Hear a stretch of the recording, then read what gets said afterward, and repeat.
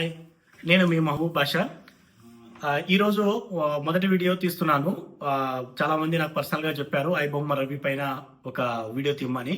అందుకని ఈరోజు మన టాపిక్ వచ్చేసి ఐబొమ్మ రవి చేస్తున్న పైరసీ పైన వీడియో తీస్తున్నాను. సో మా అందరికీ తెలిసిన విషయమే, ఐబొమ్మ రవి అనే అతను సినిమాలను శాటిలైట్ నుంచి డైరెక్ట్గా డౌన్లోడ్ చేసుకొని హెచ్డి ప్రింట్లు వదిలేవారు. సో దానివల్ల చాలా సినీ ఇండస్ట్రీకి చాలా నష్టం జరిగేది. అలాగే సినిమా థియేటర్లకు వెళ్ళడం కూడా చాలా చాలా తగ్గింది. ఎందుకు అంటే మన రీజన్స్ సినిమా టికెట్లు చాలా ఎక్కువగా ఉన్నాయి. 1000 రూపాయలు, 1200, 800, 600 అలా ఎంత పడితే అంత సినిమా రేంజ్ని బట్టి టికెట్ రేట్లు ఉండేటివి.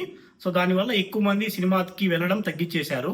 ఐబొమ్మలో ఎలాగో హెచ్డి ప్రింట్ వస్తుంది కదా, డైరెక్ట్గా హ్యాపీగా ఫ్యామిలీ అంతా కూర్చొని చూసేద్దాం అన్నట్టు చూస్తూ ఉండేవాళ్ళు. ఇప్పుడు పోలీసు వ్యవస్థ దానిపైన ఎక్కువ కాన్సన్ట్రేట్ చేసి ఐబొమ్మ రవిని పట్టుకున్నారు. సో దీనిపైన మన ప్రజలు చూపిస్తున్న స్పందన కావచ్చు, లేకపోతే వాళ్ళ యొక్క అభిప్రాయం కావచ్చు, రకరకాలుగా ఉన్నాయి.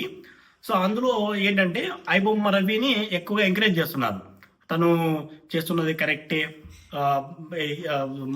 ఎందుకు వాళ్ళని అతన్ని అరెస్ట్ చేస్తున్నారు అనేసి ఎక్కువగా స్పందిస్తున్నారు. దానికి కారణం లేకపోవచ్చు.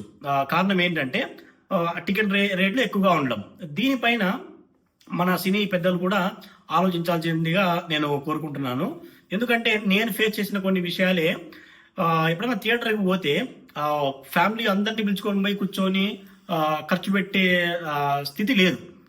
ఎందుకంటే ఆ టికెట్ల యొక్క ఖర్చు భరించలేక, పర్లేదులే టికెట్ల రేటు ఉన్నా కానీ ఏదో మన అభిమాన హీరో సినిమా చూద్దామని పోతే, సో అక్కడ పక్కన ఇంటర్వెల్లో ఒక వాటర్ బాటిల్ కావచ్చు, లేకపోతే కూల్ డ్రింక్ కావచ్చు, ఒక పాప్కార్న్ కావచ్చు కొనే పరిస్థితి అయితే అస్సలు లేదు. కనీసము సర్లే ఇంట్లో నుంచి ఒక వాటర్ బాటిల్ తీసుకొని పోదామన్నా కానీ థియేటర్ యాజమాన్యం ఆలోచేది. ఇలాంటివి కోకొల్లలుగా కారణాలు ఉన్నాయి. సినిమా థియేటర్ వరకు సకుటుంబంగా వెళ్ళి చూడడానికి వీలు లేకుండా ఉండడానికి దయచేసి సినీ ఇండస్ట్రీ తర్వాత సినీ థియేటర్ యాజమాన్యాలు వీటిపైన కొంచెం ఆలోచించవలసిందిగా కోరుతున్నాను.